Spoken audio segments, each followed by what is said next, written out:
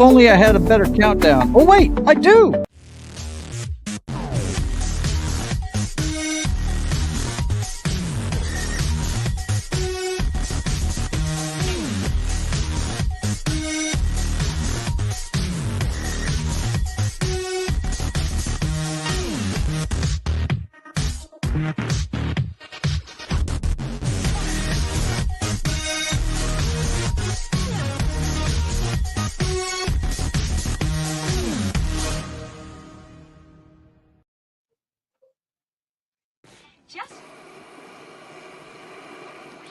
Impulses are being redirected.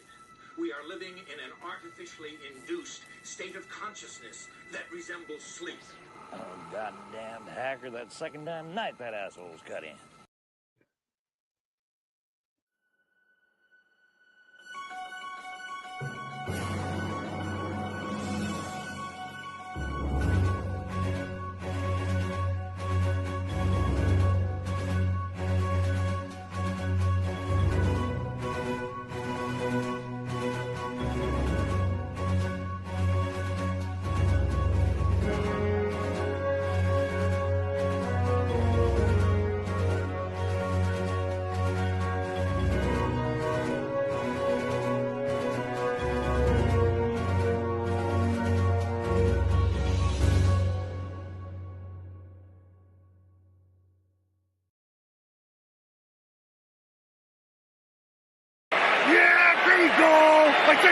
Let's fucking go! Let's fucking go.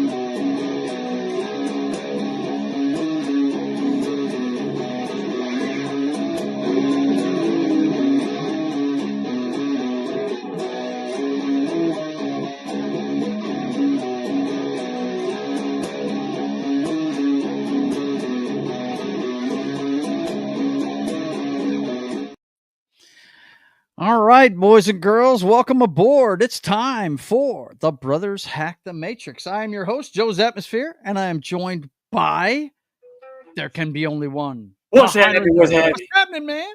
Not a thing, man. Not a thing. Just trying to see who's in the chat. Outlaw Bill just jumped in there. There's one guy that we definitely have to recognize right off the top. Yeah, I see that. You called him out before the show even started. Look at this. You guys got me working early on the video freaking thing. And you know what? It's the toughest on this show because I've got more videos on this thing than I do any other show that I do. But I know where his is.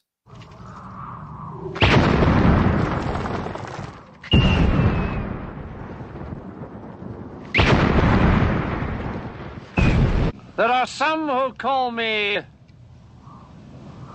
Tim. Yeah, Tim? We got Tim in the house. He says he's doing work. He's doing work. All my guys are always doing work. Sunday. This guy right here, Christian DeLorme, he's driving half the time we're listening to. Bonjour, everyone. Bonjour. He's your 18-wheel brother. You know Absolutely. that, right? Yeah. He's the between trucker. the lines, brother. He's a trucker from another mother. Yeah. He says, my two favorite rivers beats the Mississippi. Mississippi. Nice. Very cool, man. And Outlaw Bill is here too. Man, good to see you. What's going on? You know what it is, guys. We're about to hack into the Matrix and see what happened this week. Everything that is the clown show that is 2025 through today's headlines. And we got a bunch of them this week. But first of all, the folks want to know what the hell you're sporting tonight, bro. What do you got? We are going with the SG, but because of my graphic, I'm going to have to show it like this. Is that right? Yeah, do this, and then I got to go rise to it. Yeah, it's got to be somewhere near. Yeah, it's dude. Yeah, It's a work in progress. Okay, so it's got the P90s in there, right? Yeah. SG real thin body. It rocks. I don't get enough playing time with this thing, but yeah, I'm happy with it so far. I tracked a few cool, posts. dude. So that's what we're rocking tonight. The SG, the Epiphone SG. The Epiphone. That's it, bro. Is that thing like gold? You got to test it with your teeth? Is that Gotta test it out, man. Always got to test it out. How's All the right, privateer coming, dude? What's that? How's the privateer coming? The privateer is coming along, man. I got some extra work in it this week. First page is almost done. And I decided instead of jumping around, I've been jumping around in there drawing some of my favorite panels and stuff. And I said, you know what? I'm never going to get this thing done unless I go ahead and do the grunt work, which is all the just setup shit, the stuff you don't want to do, you know? And that's really the toughest stuff to do. So I said, you know what? I'm just going to start with page 1, do all the black work. Then we'll come back and do all the color and, you know, So the artwork is good. The story's kick ass. Yeah. We as fans want to see it complete. I know you want to see it, bro, but you know, it's not the I'm only ready thing to I spend do, my money. bro. Ready to spend my money. I understand. No, I'm not the only one, dude. I know you're not the only one. People are already been. bitching me about. Look, the one that you know who gripes at me the most about it is that 70s rock fan, the guy I'm on with Mondays when we talk music and stuff. And by the way, if you guys didn't see our Van Halen show, the Diamond Dave years last week, you need to go check that out. It was cool. Das Wolfen is here as well. He says hello. It's good to see you, man. Good to see you. All right, look, man. I can talk to my bro. I haven't seen him all week. Relax. All week, you have to jump in my ass? Yo. Yo. He said it's time for the top of the heap, bro. It's time to get the tough stuff out of the way here. Get the lead out, bro. Get the lead out. The big news stories of the week. The stuff that was on the 5:30 news this week, you know. Central Time, 6:30 if you're on the East Coast. And you know what it is about mainly, man. Eject!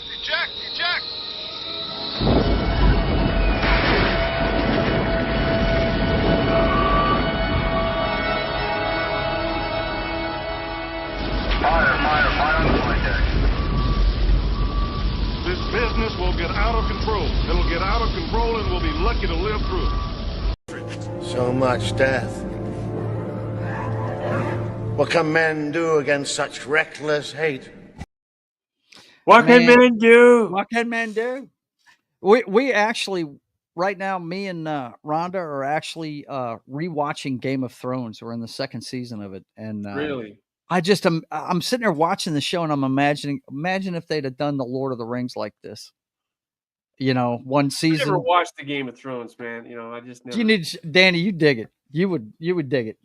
It's like any other HBO show. It's got plenty of. I had 3 freaking movies of freaking Lord of the Rings, and that was enough for me for a lifetime. No more dragons for the kid. Okay, all right. There you go. I'm just telling you.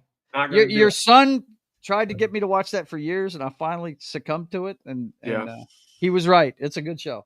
It's really good. Well, that's cool, man. But anyway, let's get into it, man. The top story this week, of course, after the big, as our mother would say, poufare at the White House. Yeah, the big meltdown. Rubio signals that Zelensky is now willing to sign Trump's mineral deal and more top headlines. Dude. I'm just going to scroll through these headlines, man, and show you guys that, he's stressing gratitude from the U.S. after clash with Trump. I bet he is. As Europe shows new solidarity against Russia. I mean, apparently this is, I'm not saying Trump is a genius or anything, but maybe this is what he was trying to get done when he did this, Well, put the pressure where it needs to go. I mean, we don't have to save the world, So Europe, that's your backyard, man. Even Ukraine's parliament says Trump's peacekeeping is decisive in ending the war. Yeah. So, I mean, even his people are saying we got to get them back in here. You know what I mean? And boy, I tell you what, the pop-ups on these things. Zelensky describes Oval Office meeting as regrettable, says he is ready to negotiate peace. Mm-hmm. And, I mean, classic rando. So somebody got in his ear and said, yo.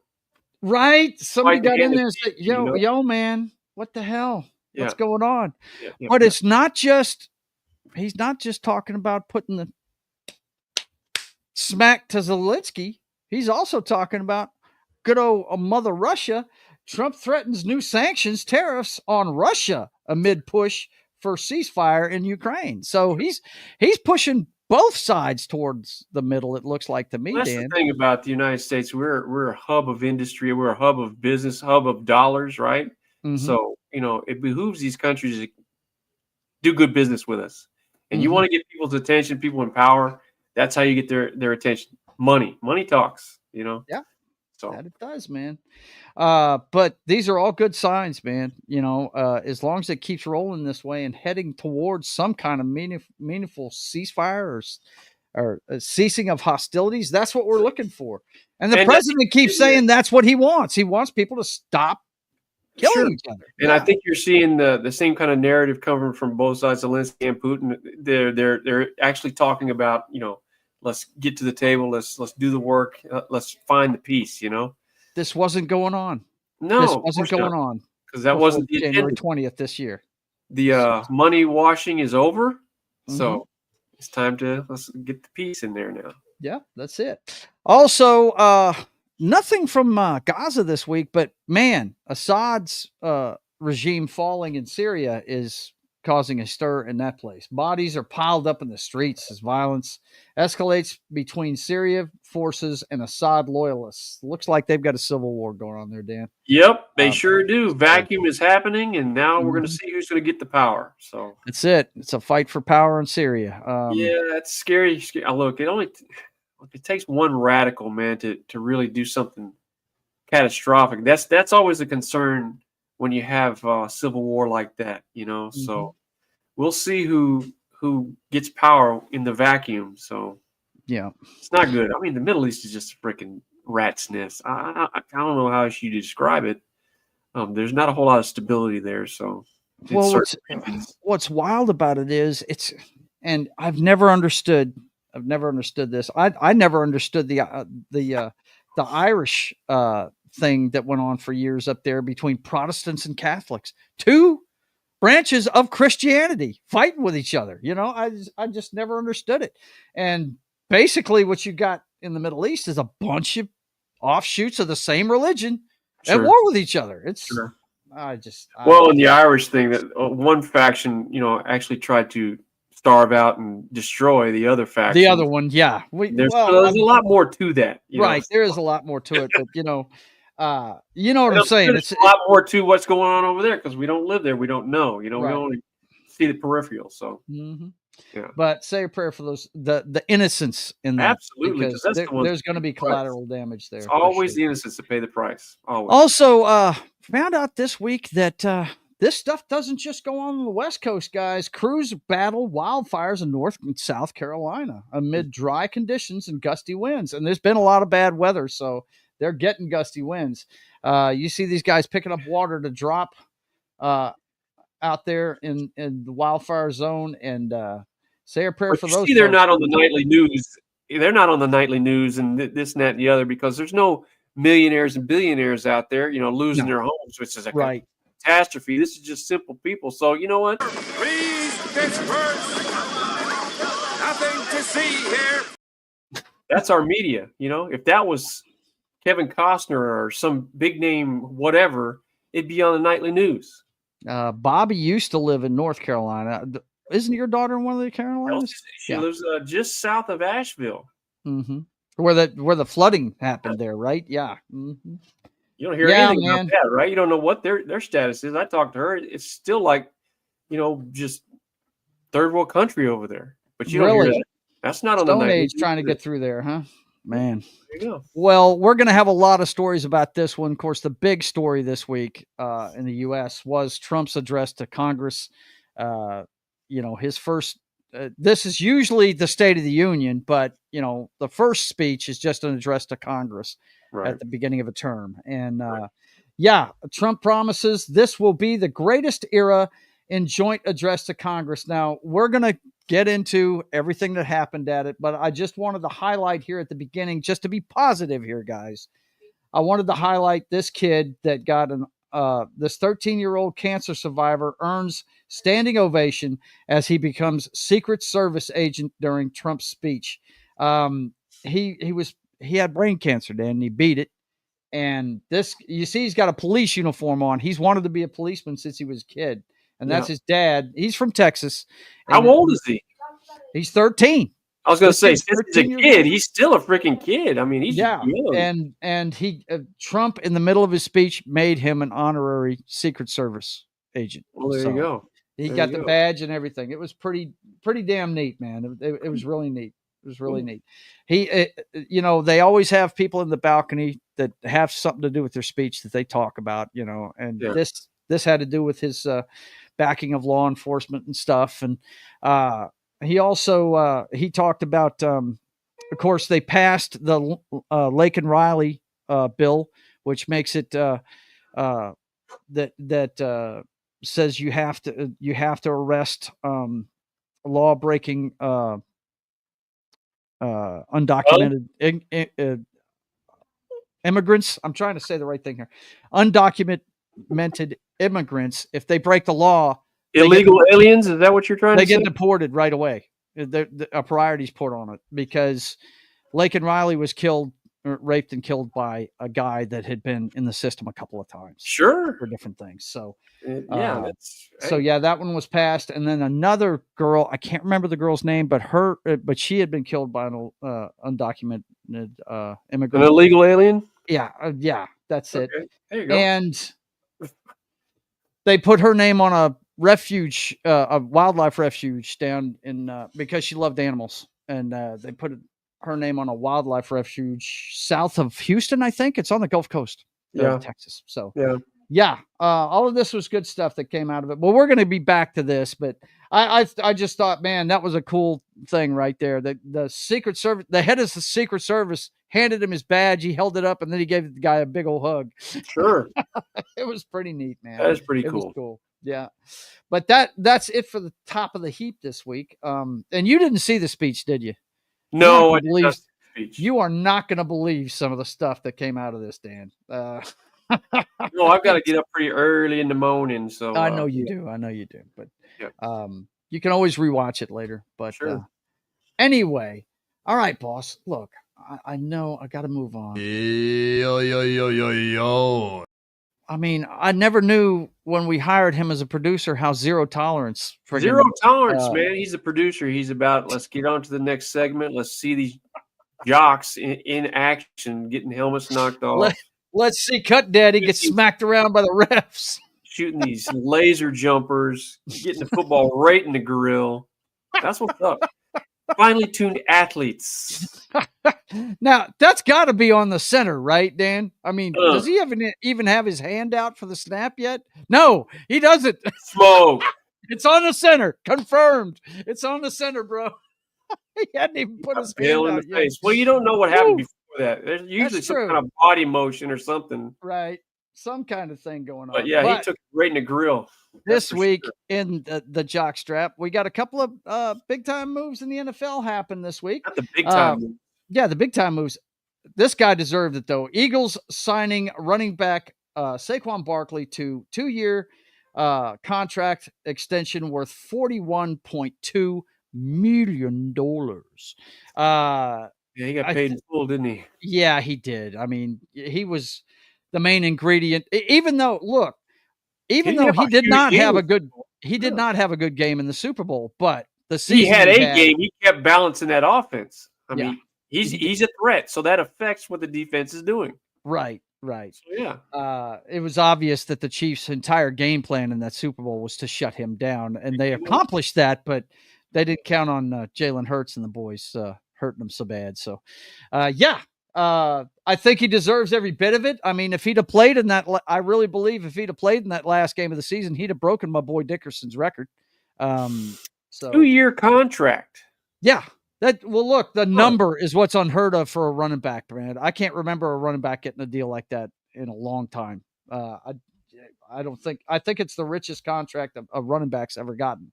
The wheel is turning and the running game is coming back. Yes, it is. As much as they want to open up offenses and throw it down the field, you want to win Super Bowls, you got to win the line of scrimmage and you got to have a strong running game. Look at who's getting there every year, man. Look who's getting there every year.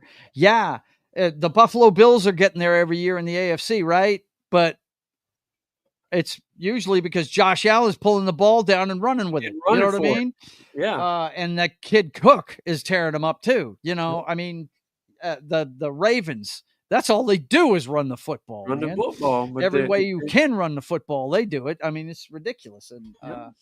And the Eagles do too. I mean, Jalen Hurts, man, when that guy runs with the ball, it's like his center of gravity is so tough that you can't just sit there and try and give him a big hit. You're going to bounce off of him. You got to grab onto him and wait for help because he reminds me of McNair a lot. He's strong like that. You know what I mean? So, okay. I don't see that, but he do. does give you that option to get out and move, so he doesn't have as good as an arm as McNair had though. That's for sure.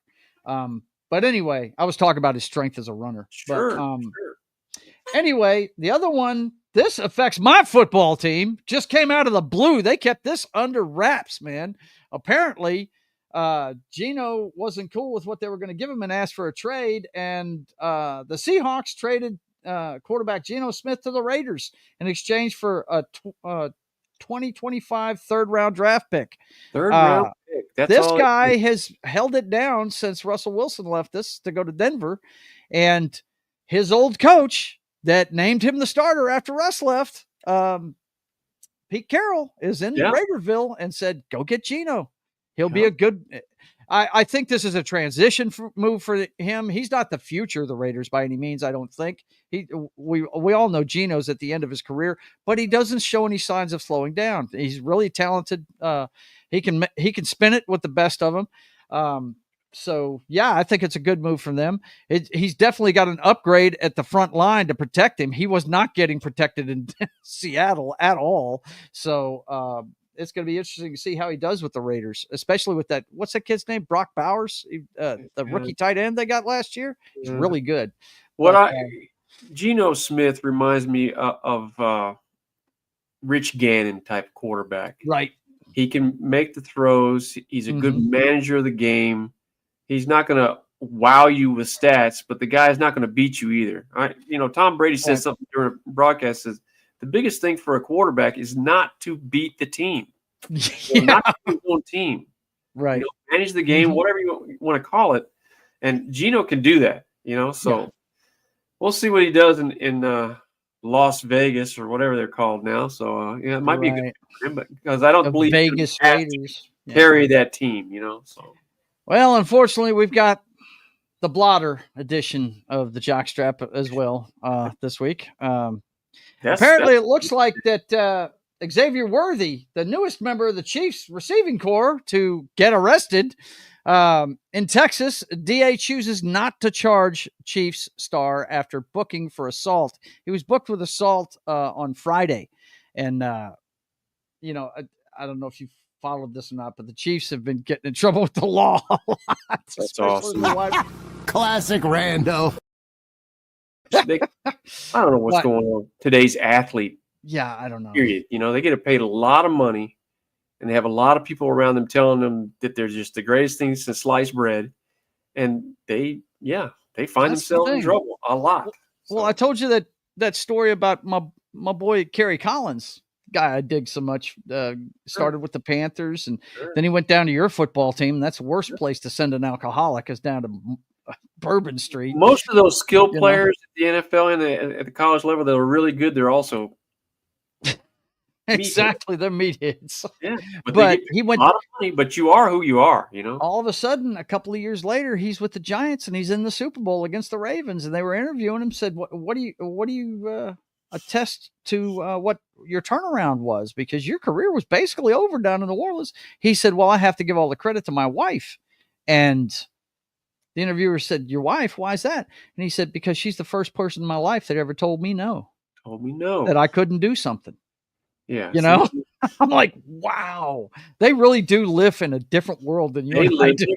They really do. And usually when an athlete spends a lot, 10, 15 years in whatever sport they're in, when they get out, unless they've prepared themselves, they don't do well, in retirement, because football or baseball, basketball, whatever, is their whole life, and they don't have anything outside that. So Steve Young was talking about this the other day on the Rich Eisen show. They were doing a thing where he was at the house. It was a Zoom interview, and they were talking about Aaron Rodgers and what his next move is and everything. He said, well, if he in today's game, he had talked to Tom Brady, and Tom Brady told him, why wouldn't I want to keep playing? The flats are always open. There's nobody in the middle of the field, and they can't hit me. Why wouldn't I keep playing, right? Why wouldn't you keep playing? He said, so, Aaron Rodgers probably want to keep playing. But he said, but when you retire, you've got to treat it like a funeral. It's a death. You've got to go through all those stages of grieving. Yep. He said the best piece of advice he got was from Roger Staubach. He said, Roger told me, look, Steve, I know, the game is always going to be with you, but you got to run, man. You got to go 180 degrees the other direction. Mm-hmm. You have to. Mm-hmm. He said, you've got to run. You know what I mean? Yep. Do something else. But anyway, I thought that was a really good interview since we're on the subject. But anyway, we got one more in the blotter section tonight. U.S. offers $10 million reward for fugitive snowboarder accused of running deadly drug ring. This yes, one of our X Games guys. That's they started this stuff in the Olympics now. Among his aliases, according to FBI, are El Jeef, Public Enemy, and James Conrad King. Stupid is, stupid does, sir. This guy was ordering hits and shit. Look at this. He's responsible for murders. Yeah. A snowboarder. Drug kingpin. Never saw him coming. Never saw it coming, bro. It's just more proof that those X Games guys are high as hell when they do this shit, bro. Sure they are, man. Snowboarding, you kidding me? That's crazy to me. But we're offering $10 million for this guy. Wow. I mean, apparently he's been a bigwig in the mix of drugs and whatnot. The mix of snow. Railway Nation is here. Snowboarder is a kingpin of snow. The kingpin of snow.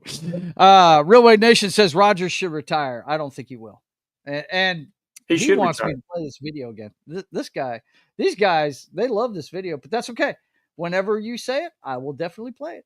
Let's fucking go. Let's fucking go. Yeah! Let's fucking go. All right. Boss, man, relax, will you? God bless, man. Yo. Be on my ass 24/7, doesn't he? Good Lord. Oh, man, it's a new video, bro. It's kick-ass. It's time for the flicks, bro. That's what's up, man. Time to check out what's going on in Hollywood. Check out the movies. That stuff we love to laugh at and go sing with and watch the adventures and stuff. Yeah, man. I love movies, dude. We had a watch along last night for Zorro the Gay Blade. That was awesome. It was It's a great movie. Yeah, we had a good time last night. You guys should stop. And those of you that did stop by, thanks for stopping by. We had a ball last night. It was cool. But anyway, first thing we always cover is the box office results for this week.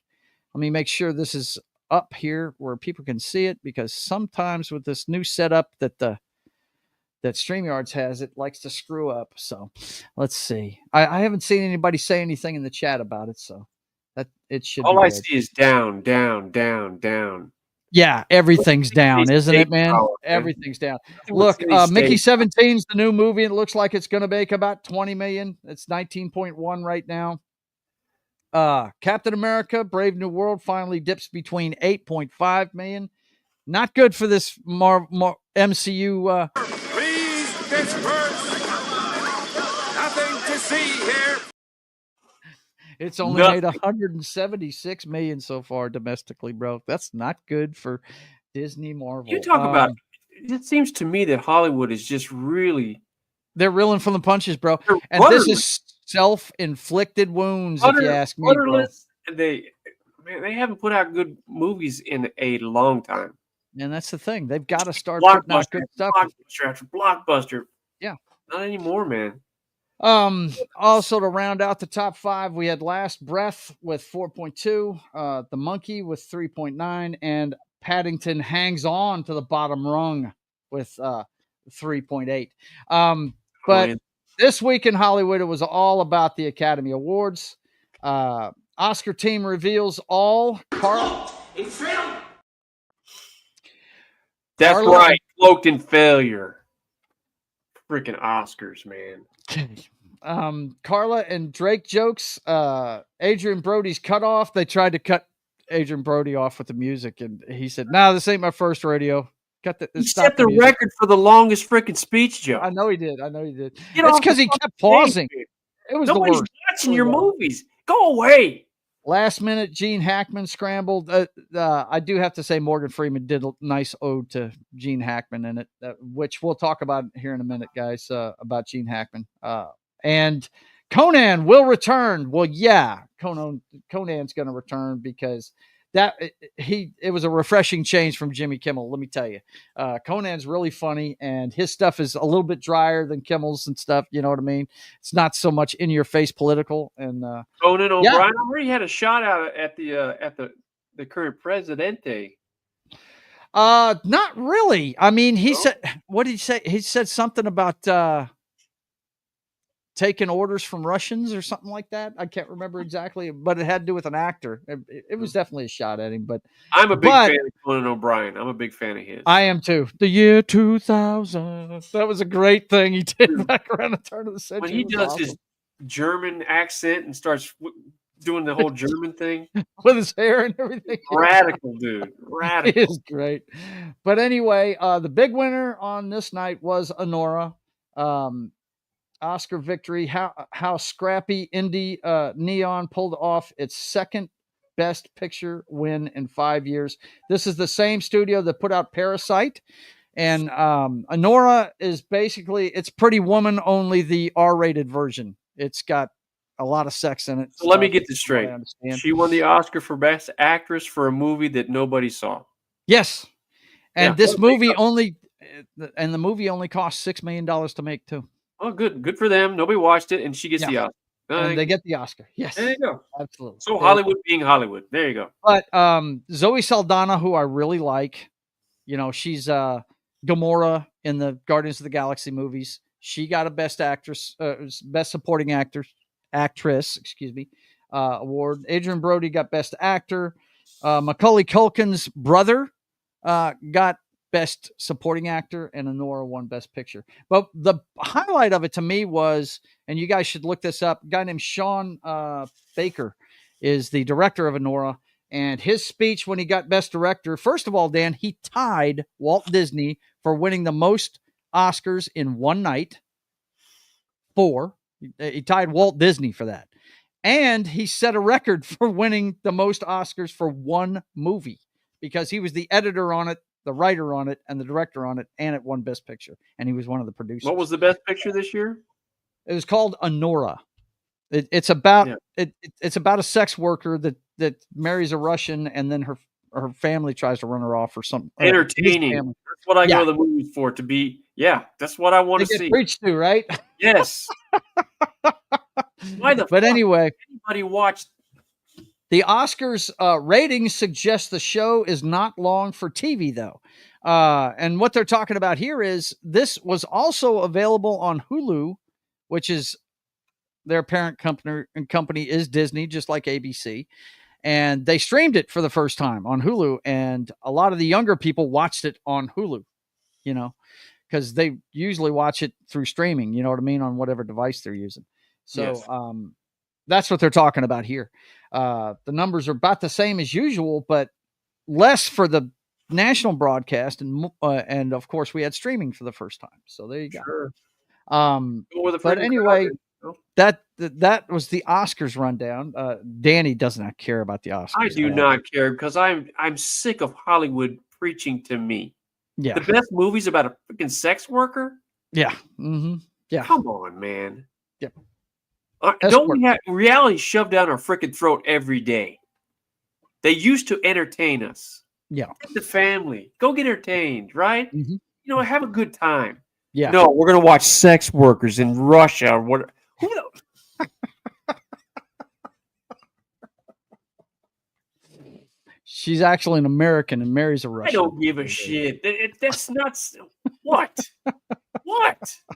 If I was going to be a CIA agent, something like that, where I had to know about that subject matter, yeah, let me watch the film. Yeah, I'll watch the film. I'm familiar with it. I'll do my homework. Yeah. You know what I mean? I'm going to take my family out to see that movie. Hollywood gives a shit about entertaining anymore. They just want to preach to you and tell you how bad you are. I hear you. Oh, it makes me sick, bro. Yeah, I'm going to sit up there and have Oscars. It's actually better than the alternative. They were really pushing for this one about the transgender drug dealer. And they found out that this guy put out tweets that were really, against everything that they were standing for.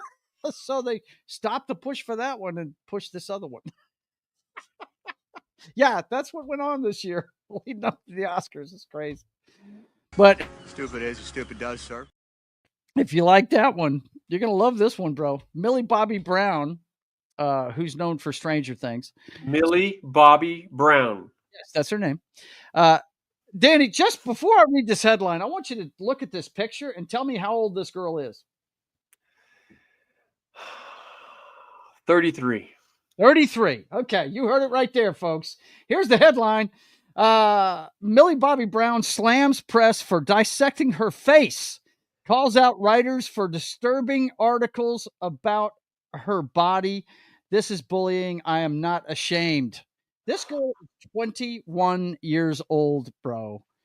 And she's had so much stuff done to her face that she looks like she's 33 now. It's ridiculous. I tell you, honest to God, Joe John, I don't give a shit who Millie Vanilli Bobby Brown is. Why are we even talking about this? I don't. I just wanted to show you how silly that is. People will pay attention to that because, then I'm freaking totally lost. I don't care about that. This is what I said on Twitter, man. And I said, in my best Sam Kinison voice, don't want people examining the way you look? How about you stop getting in front of the camera? Oh! You know what I mean? I was just like, what the hell? I don't know. But yeah, that was a thing this week in the world of pop culture. This one right here has been lingering for Ryan Reynolds and Blake Lively. But Taylor Swift will be subpoenaed and questioned under oath in Blake Lively and Justin Baldino's legal battle, insiders say. And I got to say, man, if they're going to get her to come into this thing, that thing's going to be over. It'll be settled pretty quick because I don't think she's going to get in front of a judge at all. Okay, again, I have no frame of reference. I don't know what we're talking about here. Oh, I've covered it a couple of times, man. Yeah, but it's a lawsuit between them on a movie they did. She's saying that he was sexually harassing her or some shit like that, and he's saying no, and it's bad back and forth. It's stupid, but apparently Alec Baldwin's legal troubles are not behind him over Rust. Alec Baldwin to be deposed in lawsuit from Helena Hutchins' family over Rust shooting. This is a civil case that he's going to have to face now. So I don't think we're going to see Alec Baldwin again for a while. He's going to be in court so long that, over this accidentally killing the director of photography. He's not in jail. He's not in jail. He's not in jail. He's not going to jail. No. Okay. No. So if you have power and money, you can shoot somebody right in the face and whatever. That's what I get out of these stories. I don't know what you get out of them. Yeah. That's what I get out of them. Yeah. We'll see what happens with him. I think he's going to get sued to death by that family. He'll never pay any money, ever. He's paying a lot of money to his lawyer. He's paying one way or another. Yeah. This one, we finally found out what happened at Gene Hackman's house. Gene Hackman's cause of death was heart disease. Wife died on of hantavirus days earlier. Officials say basically what happened was she passed away and she was his caregiver, and he's got dementia, so he was walking around for another week by himself. He's got bad heart. He's bad health. She is his primary caregiver, or she was. She was. Yeah, and she passed away, and the dog just died of starvation. Yeah. Apparently. So it wasn't a big, suicide pact or nothing like that. It was just bad circumstances. The shame of it is this, guys.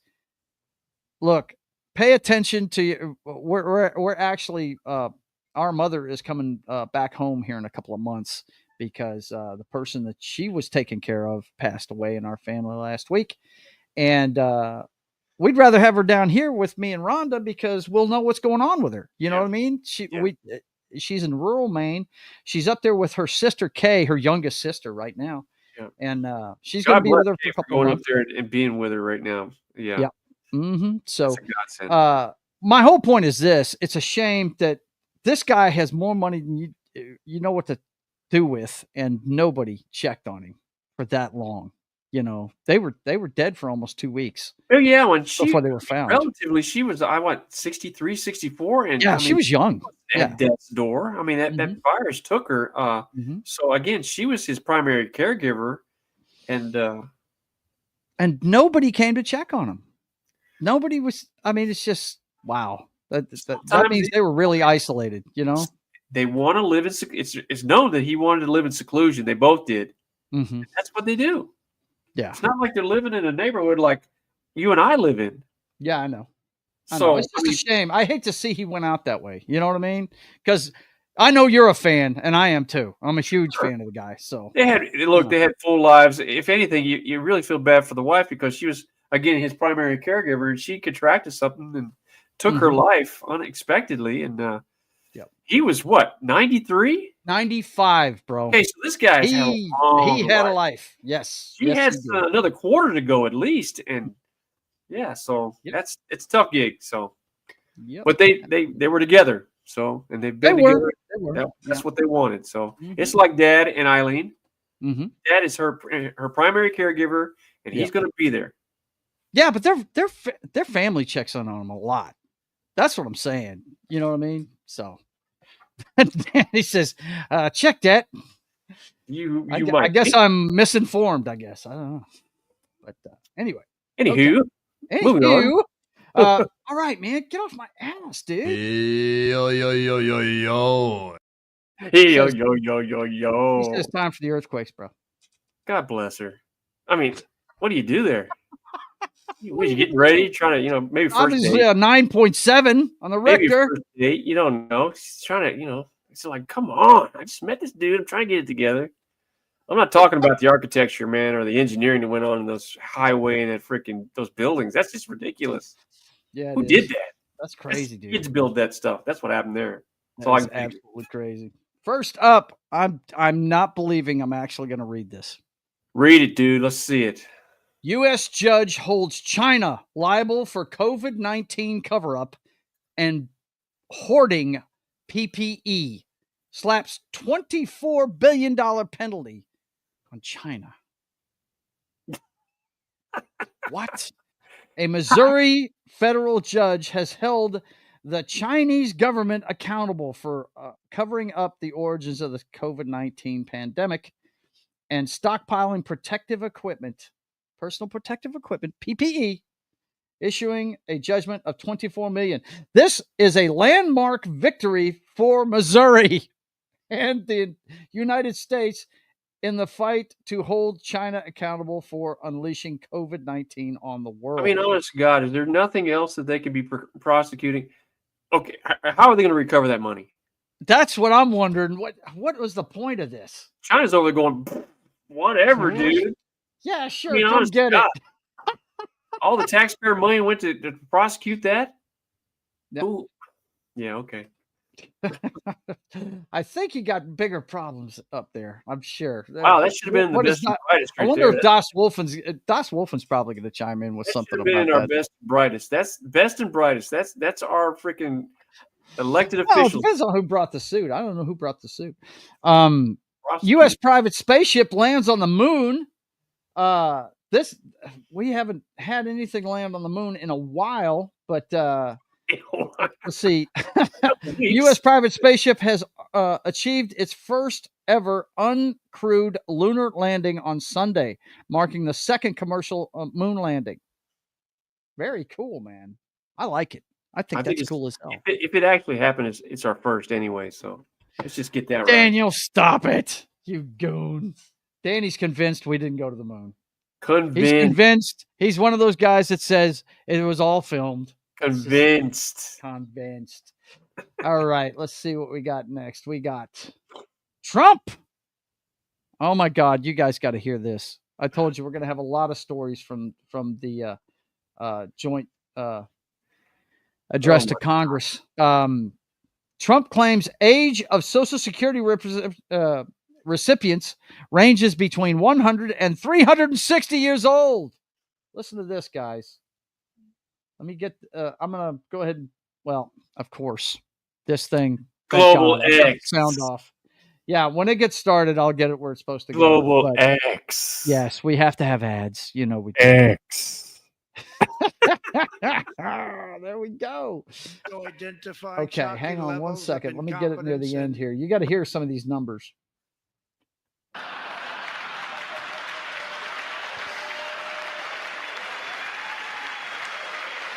I can't remember what they're clapping about there, but wait until you hear what he's got to say. Just announced he's not going to do any more public speaking engagements. That's what. Yay! Including to finish 1,039 people between the ages of 220 and 229. One person between the age of 240 and 249, and one person is listed at 360 years of age. More than 100 years. More than 100 years older than our country. That is crazy, man. That is nuts. There was most of it, like in the ranges between. Hang on, let me get this out of the way here.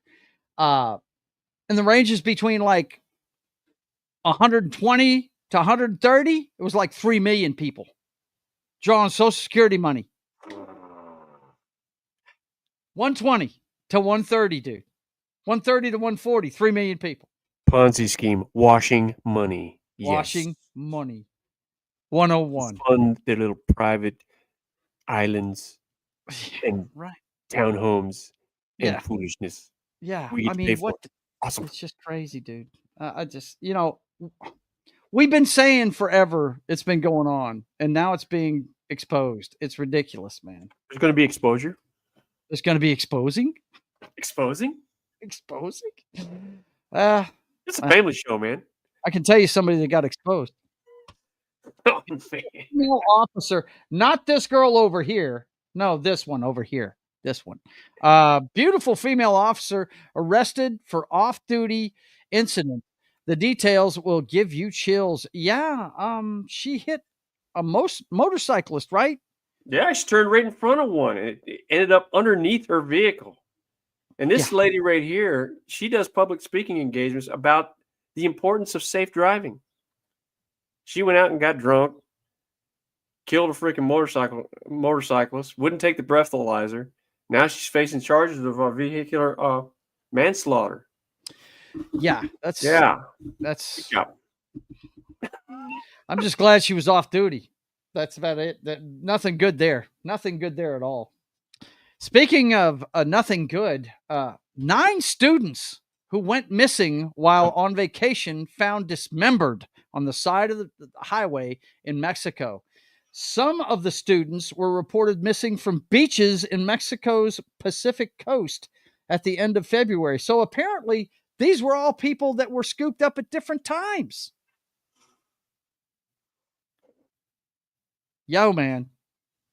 Look, you have to know where you're going, anywhere you go in the world, and be aware. If you're not from the area, you really need to, number one, stay in groups so you stay together. Stay on the cruise ship, whatever. Yeah, stay on the cruise ship. Don't look. There's places in the world where it's known that they're very violent places. Mm-hmm. And that's nothing new to read a headline about people being dismembered in Mexico. Yeah, I don't. That's not a news story. Like that, I don't think I'd ever go. I don't think I ever would. I know people go to Cancun and whatever. Where, man? I mean, just be. Yeah. There's a reason why people are trying to get in this country to get Right? out of the country. There's a reason why a whole lot of people try to get in here. That's crazy, man. That is absolutely nuts. That is a sad story, man. It is a sad story. But we see it all too often. All too often. This one has to do with Donald Trump's tariff. All right. Yeah, the rabbit. Yeah. Really Jack Daniels' boss says Ontario removing U.S. alcohol from shelves is worse than tariffs as Trump threats go into effect. They were showing they were pulling a lot of the U.S. products off the shelf up there. Shelves, yep, off the shelves. That's that's worse than tariffs if you don't even make it available.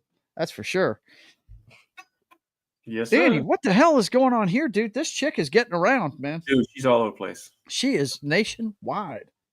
Yikes. Okay. Joint military exercise, and the South Koreans accidentally bombed their own town. Whoops. You know, the miracle there is nobody was killed. Wow. 9 people were injured, and there's a video, man. This car's coming up. This guy had just run through this intersection, and boom. Are you serious? Wow. Yeah, dude. I wonder if the video's on this page. It's right there. Is it here? That's it right there. Okay, hang on. Let's take a look. Here we go. No sound on this. Neighborhood. What's what the hell, man? And that was running right before. Oh, this guy. Did he dodge a bullet or what? Look, No man, way. I'm telling you, it's a miracle that nobody was killed. Oh my God, dude. That is they crazy. had a joint exercise, and the South Koreans. Sorry about that. He dropped a little bomb in our own town. It's tough. Sorry about that. The town of I'm Dong gonna make it up Mayan. to you. Dong Mayan. You can't make this stuff up. Dong Mayan. Dong Mayan. Dong is gone. Okay. How do you bomb your own freaking South town, man? Korea is now a eunuch because Dong is gone. Dong is gone. Classic rando. Man. Wow. Awesome. All right. We got us another disloyal fuck, Dan. You little disloyal fuck. Disloyal fool. Oh, wait. No, that's not this story, but that's not okay. that one, Joe. I like running that one anyway. Marines and soldiers discharged for refusing the COVID-19 vaccine show limited interest in rejoining the military. What? Go figure. Why would you? Go figure. Well, what I'm wondering is why would you expect them to come back? I mean, you drummed them out for something that you shouldn't have been able to tell them to do anyway. You're out. What are they going to kick me out next time for? So why would I go back in there? That makes no sense whatsoever. You didn't take the flu shot. You're out of here. No. Yeah, that is completely dumb. Yeah. Completely dumb. Next up. I'm about to launch fucking missiles, Florida man vowed, to make it Trump's last day on Earth. The danger zone.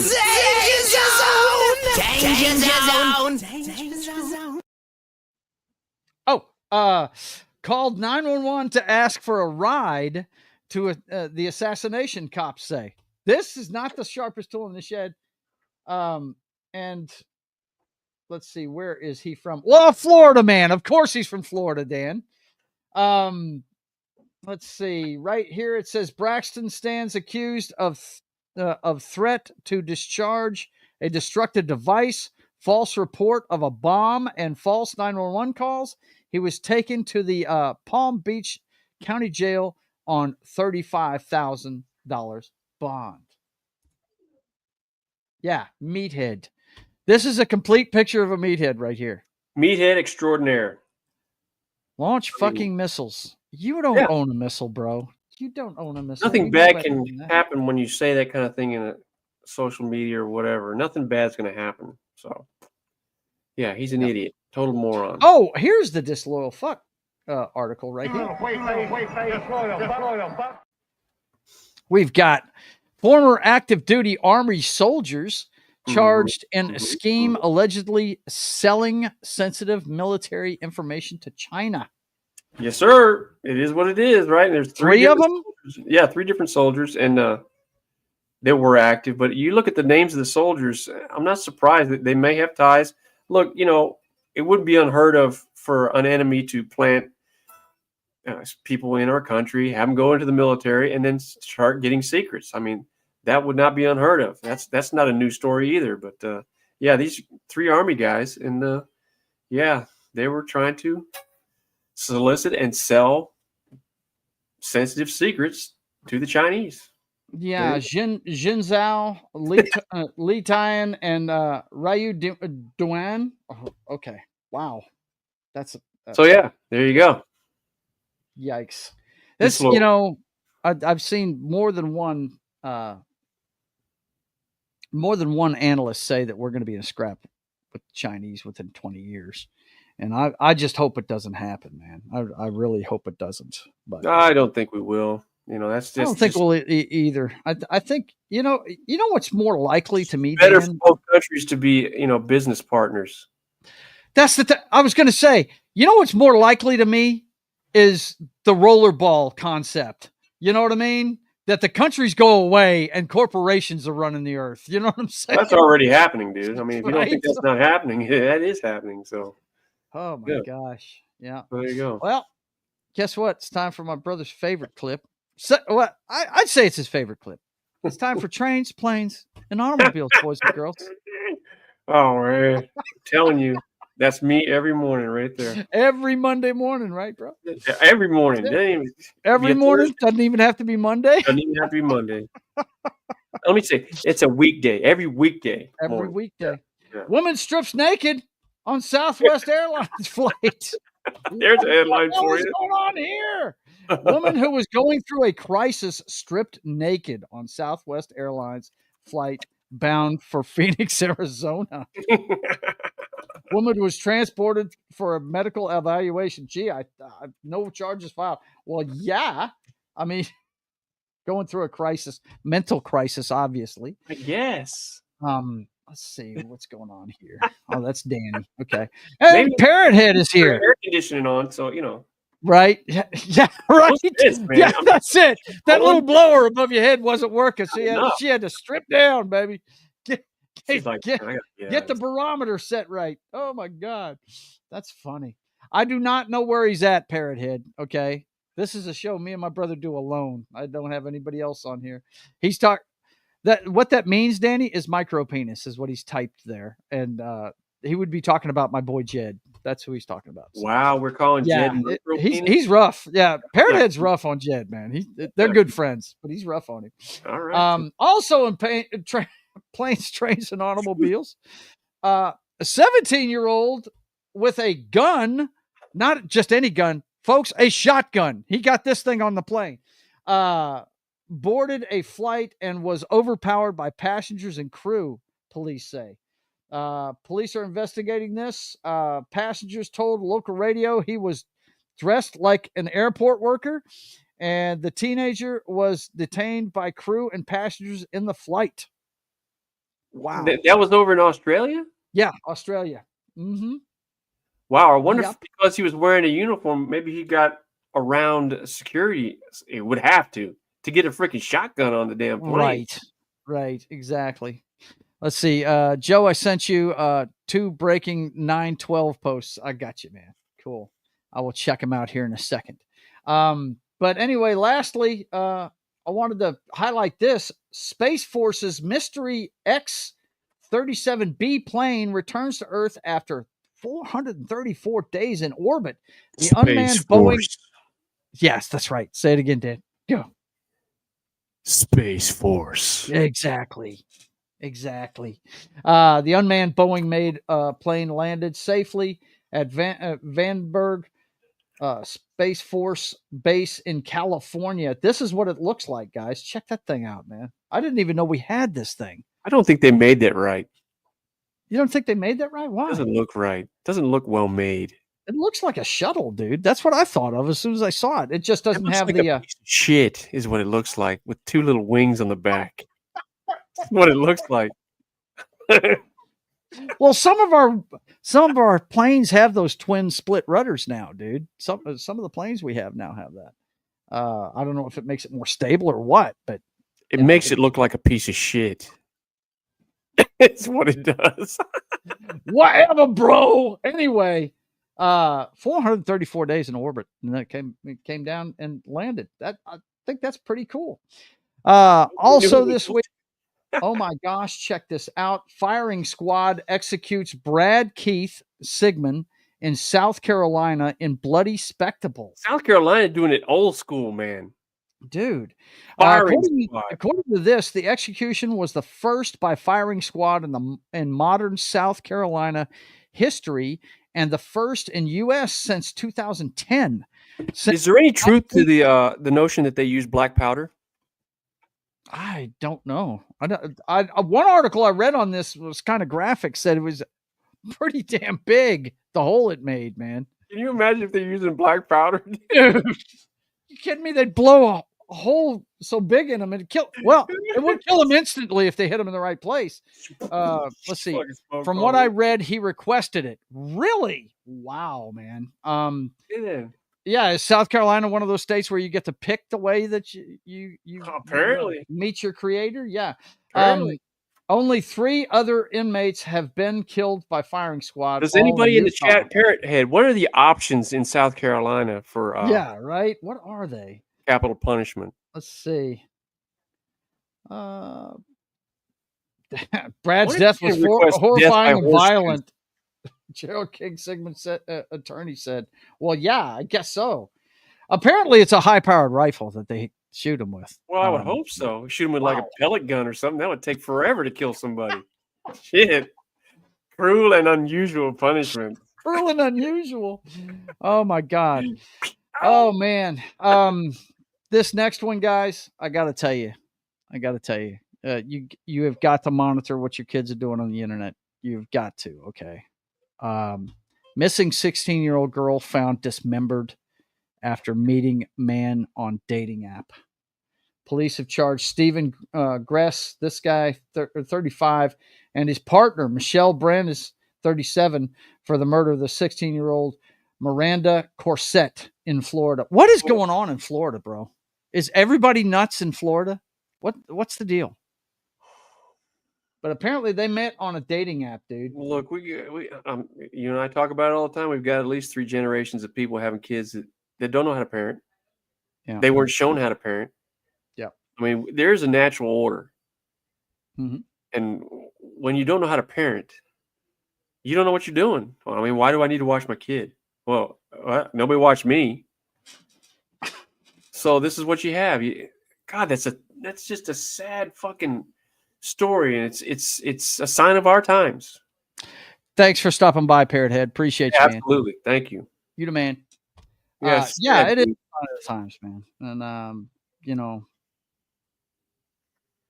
And what's funny is, the media wants families to go away. It's almost like a bad thing if you do family stuff. You know what I mean? Mom left the home back in the late 60s, and we have been rudderless, and our moral compass is spun, and we're seeing the direct result of it now.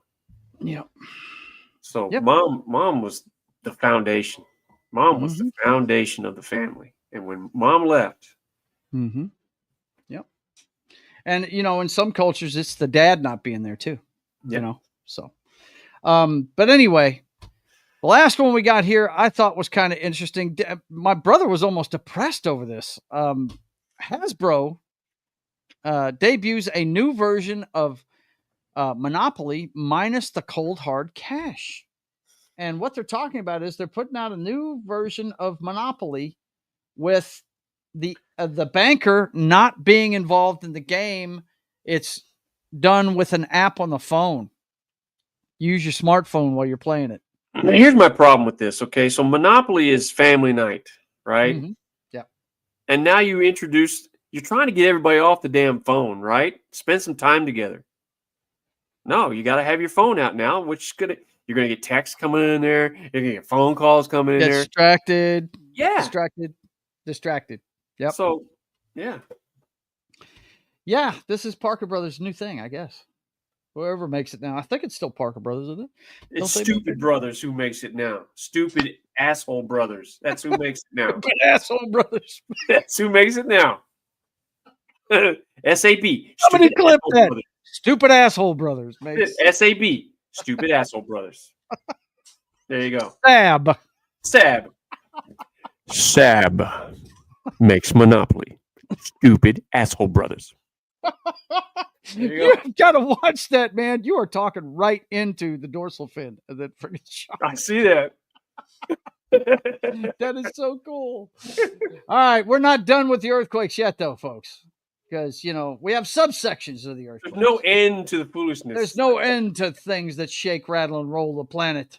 Next thing we got to talk about is those individuals that we send to speak for us, whether it be on the city, state, or federal levels. We got to take a look at our best and brightest.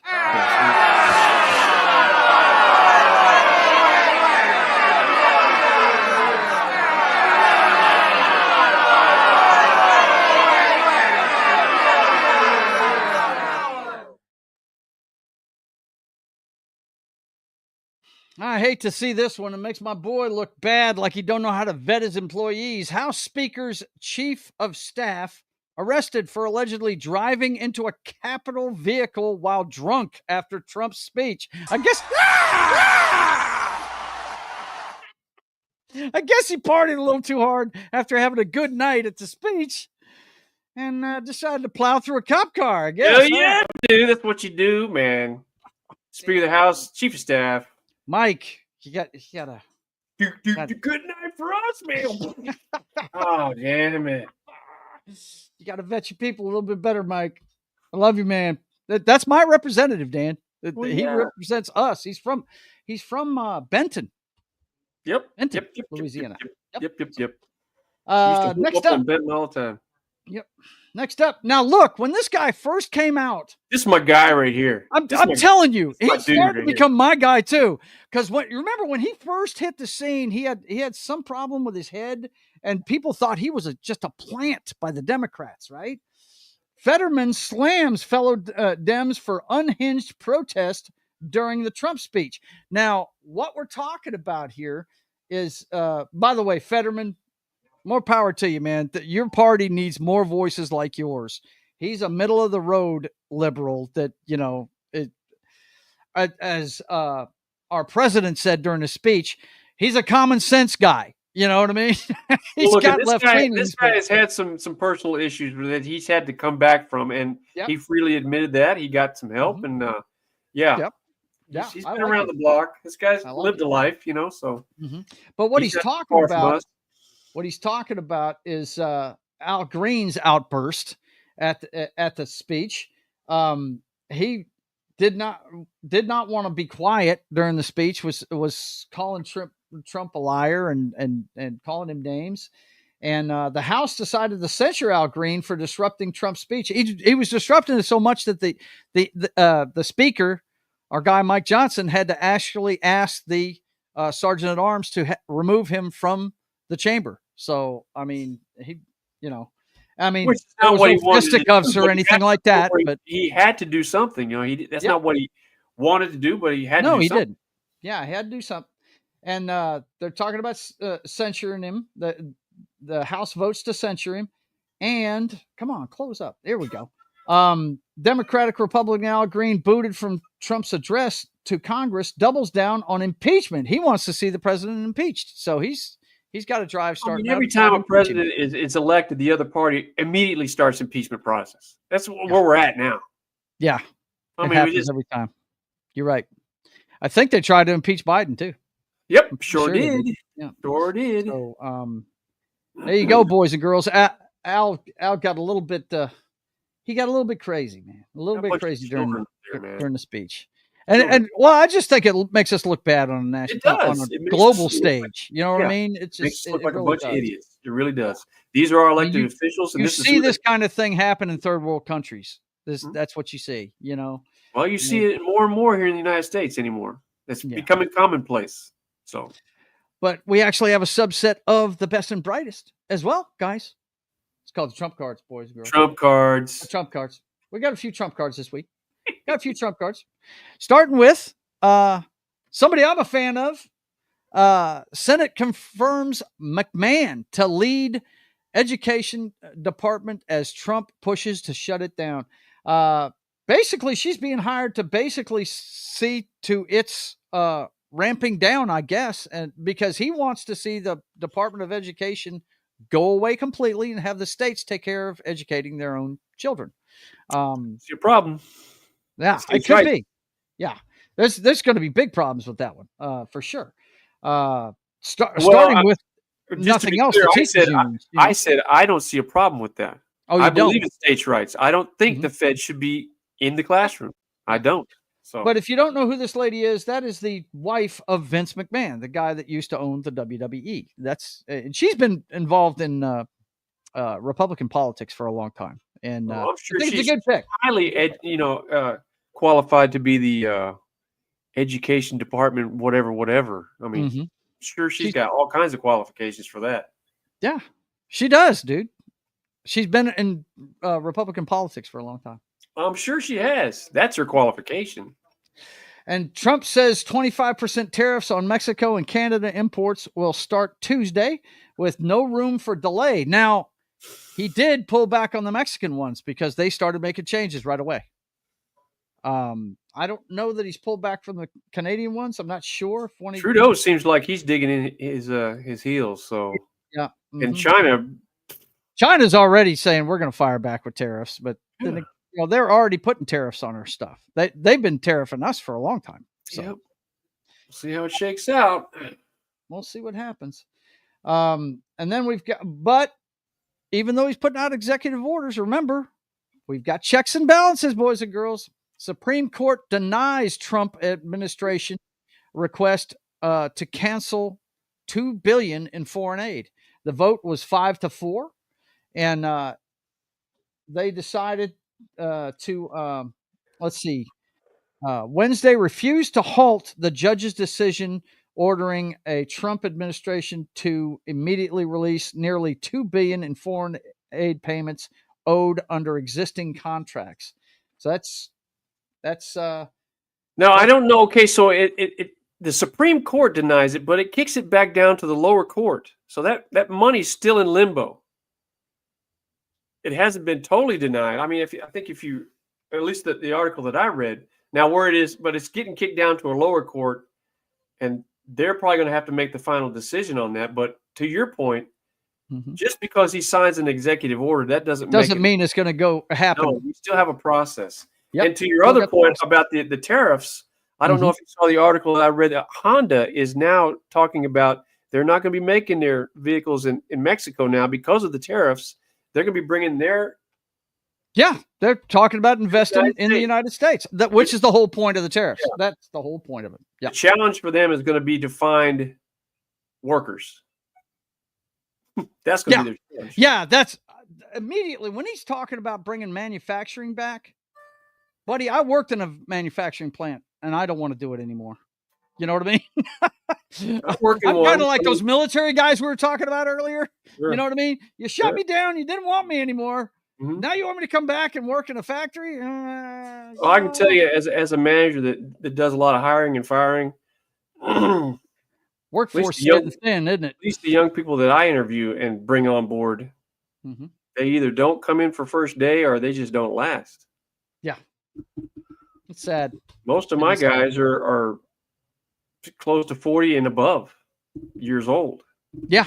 They show up to work every day and they work their ass off. Yep, I can see it. That's going to be the challenge for us, is to find people, a workforce, right? Get people that want to go to work. Yep. Okay, let's see what we got next here. Poll on Trump's 2025 joint address to Congress finds large majority of viewers approve. And what they're talking about here is the poll numbers. Views of Trump's speech among speech watchers, the 76% approved, 23% disapproved. Time Trump spent on issues you care about, 63, a lot. It looks like all the numbers are big. Party identification of speech watchers.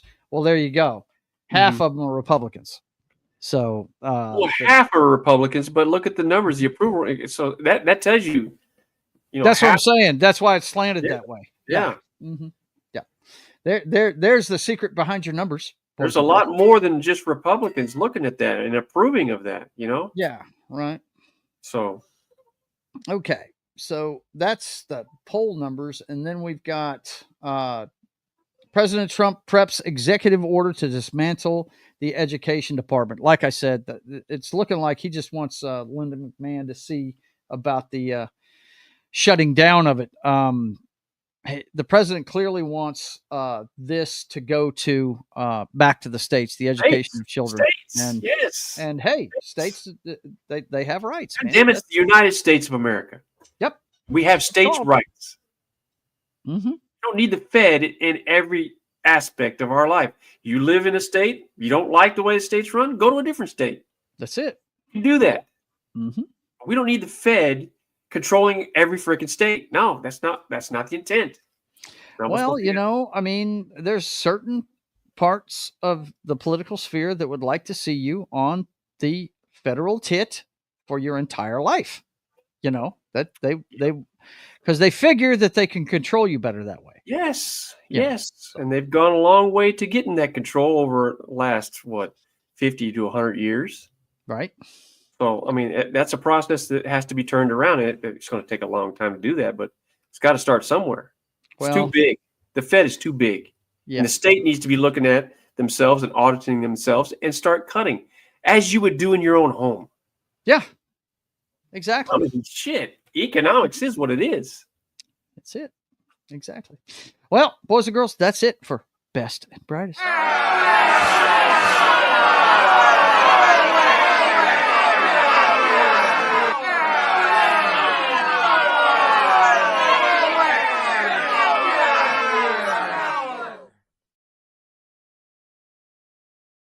All right. Next up, boys and girls, you know what time it is. The boss isn't yelling at me now. He's worried for me. He says, you might even have to throw your uniform on, Joe, for this one.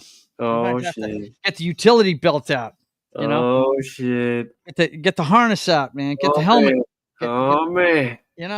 Buckle the chin strap. Get your hands up, man. It's time to turn out the lights.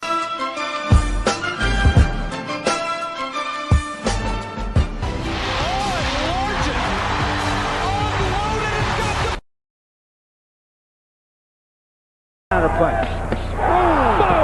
have the utmost respect for Kurt Warner for going in there.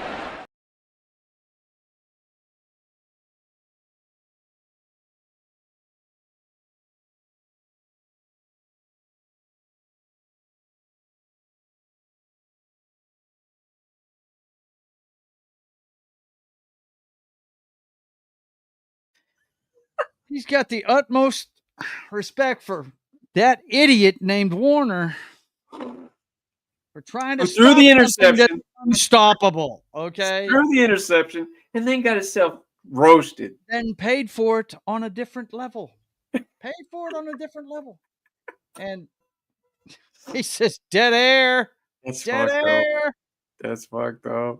Oh, man. But anyway, yeah, it's time to turn out the lights. Now, my last night, actually, I could not believe this when I saw it, but then again, hey, maybe they should be using it. Look, I left this place back in the winter of 86. It was January of 86 when I left there. And I want to say it was 9 years later, they shut it down. No, 11 years later, 1997, they shut down Johnston and Toll. And they leveled all the buildings. You can't even land a plane out there right now. Okay, they'd have to do serious work. The only way to get there is by boat right now, because the coral's overgrown the place. But it looks like, boys and girls, they're about to use it again. Notorious. I love how they say that. Notorious. We used to call it the Rock, boys and girls. That's the what Rock. We call it. Those of us that served out there call it the Rock. Notorious abandoned Pacific Island outpost eyed for Space Force rocket cargo delivery. Space Force. So this is Johnston Atoll is what they're talking about, guys. I was stationed here in the military in the entire year of 1985. And if you look right here on the southwestern. That looks part like of a the great island. place to develop a heavy drinking problem. I didn't, thank God, but I did drink a lot while I was there. It was like MASH. I ain't gonna lie. We went to work drunk. Okay. Oh my God, what a yawn fest. There was no chicks out there. I lived right here. They had some bungalows up here, and this was actually a missile testing platform in the 60s. I found that out one morning when somebody was outside with a Geiger counter pointing orange circles in the pavement because they were just then in 85 cleaning up shit that had happened in the late 60s. I was lucky I didn't come out of that place sterile. So, anyway, they're talking about doing that with this now, making it a Space Force rocket cargo delivery test place. Space Force. So, hey, I'd love to see it come back. I wouldn't mind going out there just to see what it's like now. You know what I mean? But I do know that they leveled all the buildings out there when they left it. It's going to be a small island with military shit. It had, look, right about here is the National Forest. It's got 5 trees and with a plaque in the middle of it. It was dedicated in 1972. A national forest by President Nixon. 5 trees. 5 palm trees. Counts for a forest. It's a national forest on Johnston Atoll. Yeah. Wonder what that costs. By the way, guys, this place is in the middle of nowhere. It is 750 miles southwest of Hawaii. It's about halfway to Midway from Hawaii. Oh my God. It's crazy. But anyway, let's see. Das Wolfen says it looks like an aircraft. Hey, dude, I'm telling you, when I landed on this thing, I saw the water first and then heard the water kept getting closer and closer. I was by a window and the water kept getting closer and closer.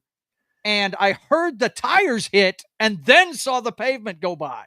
So, yeah, I felt like they had kicked me off into the Navy for a year, dude. I was surrounded by water. I think I've shown you guys on Military Monday the picture of me standing on the seawall with an M60. But one thing that was cool about this, Daniel, we were the last unit in the United States military to be issued Vietnam-era jungle fatigues. I got those green canvas. Do you still have them? Yeah. I think I've still got a set. Can you fit into pockets? Oh, no, I couldn't fit in some bitches. You can't fit into them? Dude, what happened? I gained fucking 70 pounds bro? from that. I was a 125-pound stick man back then, bro. Maintain your fighting physique, bro. I'd have to hit the gym hard, bro. Bro. But anyway, I thought that was interesting. It was used as a missile testing platform in the 60s, so I'm not shocked that the Space Force is targeted as maybe a place that they can land stuff there. Space Force could definitely land their shit out there. So hell yeah. But anyway, I thought that was neat. Something that I've actually been to is in the news. About space. Pretty badass, dude. I think it's cool. Pretty badass. Okay, boys and girls, it is time for the Simple Jack Award. It's that award that my brother likes to give out every weekend. It could be to one person. It could be to a team. It could be to, there's several different classifications. Could be an entire company. Could be an entire country. One day he might give it to the entire globe. You never know. But I got to tell you, too far away from that. I'm telling you, Idiocracy is digging in, dude. This time it's a team, and I'm going to let him. I think he called this the Dallas Mavericks Hold My Beer edition, something like that. What was it? A page out of the Dallas Mavericks playbook edition. Boston Bruins. Okay, let me preface this by saying our father's from Boston. We grew up Boston fans. Yes. I'm a huge Boston Bruin fan. I am too. I just don't follow it like you do. Yeah. Brad Marchand was the captain. He's the last holdover from our last Stanley Cup championship in 2010. And the guy gives you everything. 2 years ago, this Bruins team set the record for most wins in the regular season. Just 2 years ago. Since then, we fired the head coach. And just 2 days ago, they traded 15 of their players. 15, yeah, including this headline. This headline, boys and girls, doesn't even tell you that. It just says Brad Marchand, which is bad enough. But Danny now tells us it's 15 players. 15 players. You can't even recognize who's on every line. I watched them today. But Brad Marchand, if anybody should survive, if anybody you work out a contract and keep him in Boston, it would be Brad Marchand. Now, Don Sweeney decided he's going to trade him. Trade him to the freaking Florida Panthers. The nemesis, the Florida Panthers. You little white-faced, disloyal buck. You little white. The Boston Bruins have gone full retard on hockey night level. And that's all I have to say about that. Never go full retard. Never go full retard. Never go full retard. Unbelievable. That's like the Dallas Mavericks trading. That's 3 lines. Yeah. That's 3 lines they traded. It's the same on par as the Dallas Mavericks trading Luka to the freaking Lakers. Danny, it's the same thing. How many players do they have on the bench? Or how many players do they have? Well, you're rolling 4 lines, right? You're rolling 4 lines, and you've got 4 guys per line. You don't count the goalie. He's out there all the time. So do the math. Okay, so you've got 4 lines. 4 times 4. That's 16, and you got 2 goalies, right? You got 2 goalies. You're going to have some other guys sitting on the bench. Yeah. How the hell could you recognize the your whole team? Yes. They went like this. They did the connections. They went like this, and boom. There goes the Boston Bruins. They did the bridge too far? I'm telling you. Wow. I could not believe. I mean, if you're going to rebuild, that's fine. You just have to do that. But you trade you do it in the offseason, right? Brett, what? I said you do it in the offseason, though, if you're going to get rid of that. Well, if you're close to, okay, so this is the trading deadline was last week. You're either going to trade to make yourself better for your playoff run, or you're going to be you're either a buyer or a seller. Yeah. And they're selling. They sold everything. They're 3 points out of the last freaking playoff spot, and they sold everything. Including, I can't say this enough, George. I don't think you're grasping this. I am grasping it. He's one of your favorite players. I know. Yeah. He is an all-time Bruin. This is the Bruin. And they traded him to who? Not the Mighty Ducks. The Florida fucking Panthers. The Florida Panthers, your nemesis. This is the team, guys, to put it in perspective. Out of the playoffs last 2 years. They have knocked them out of the Stanley Cup playoffs 2 years in a row. This team has. It's ridiculous. Sounds like they are trying to make the Mark Cuban approach to player retention. That's what I'm saying. Couldn't believe it. Wow, man. Okay, well, let's hope Boston gets better soon. But they're winning, right? Didn't you tell me they won? They won yesterday. Okay. Well, we'll see what happens, man. Okay. I hate it for the Bruins. I hate it for you. I'm sorry, man. I mean, if you're a fan, dude, I mean, come on. Yeah. That's another example of an ownership group saying to the fans, yeah, you keep Brad Marchand, okay? Yeah. 15 other guys. Send the other 14 over there, but not Brad Marchand. I mean, come on. Not to the guys that have knocked you out of the Stanley Cup playoffs year. That's just the craziest shit I've ever seen. I thought the Dallas Maverick thing was crazy, and it is crazy. But this is, yeah. That is nuts. All right, boys and girls, it is time for us to get out of here. Let me do something here. Get this. Dead air. Yeah, dead air all you want. What are you going to do? Oh, I got to do something. I'm putting your music on, you goon. Shifty. The shifty breeze. Of course, I had it up a little high there. Let me crank it back down a minute. You guys know that you're watching The Brothers Hack the Matrix. We do this every Sunday at 6 p.m. Central Time. Come check out the clown show that is 2025 through today's headlines. We'll see you next Sunday at 6. Tomorrow morning at 10 Central, it's time for Military Monday, and we're going to talk about Sylvester Stallone's Rambo Last Blood. I watched this for the first time yesterday, and decent movie. If it decides to be the end for Rambo, cool, but they left it open, I believe, to doing another one if they wanted to. But it was a good movie. I know Danny's seen it because he's a big Stallone fan. So yeah, you've seen this, haven't you, Dan? Oh yeah, It's a decent movie. Cool. But anyway, we're going to talk about it from a military perspective tomorrow morning at 10 a.m. Central Time. Gary, Anima, Martin, and myself. So you guys be here and check it out. There will be no It's Only Talk and Roll on That 70s Rock Fans channel this week. But next Monday at 4 p.m. Central Time, we're going to do Spies Like Us. We're going to talk about that funny-ass movie from the 80s with Chevy Chase and Dan Aykroyd. So come check that out. Not this Monday, but next Monday at 4 p.m. Central Time on That 70s Rock Fans channel. And then, of course, I start my streaming week with Pop Joe Gamer After Dark, video games, cocktails, and fails. And this Tuesday, it'll be part 3 of my playthrough of Mass Effect 2. So you guys come check that out Tuesday at 10 p.m. Central Time. And then, of course, the Pop Culture Show with everything movies and video games and all that stuff. And we check in on the show's girlfriend, Sydney Sweeney, this Wednesday at 5:30 p.m. Central Time on State of the Atmosphere. Come check that out.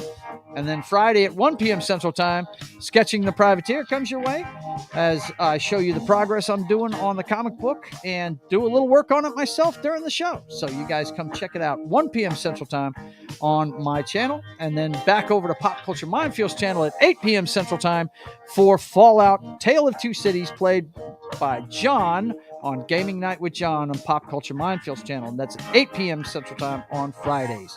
And that brings us right back around to Sunday at 6 p.m. Central Time with There Can Be Only One, the Highlander, and myself.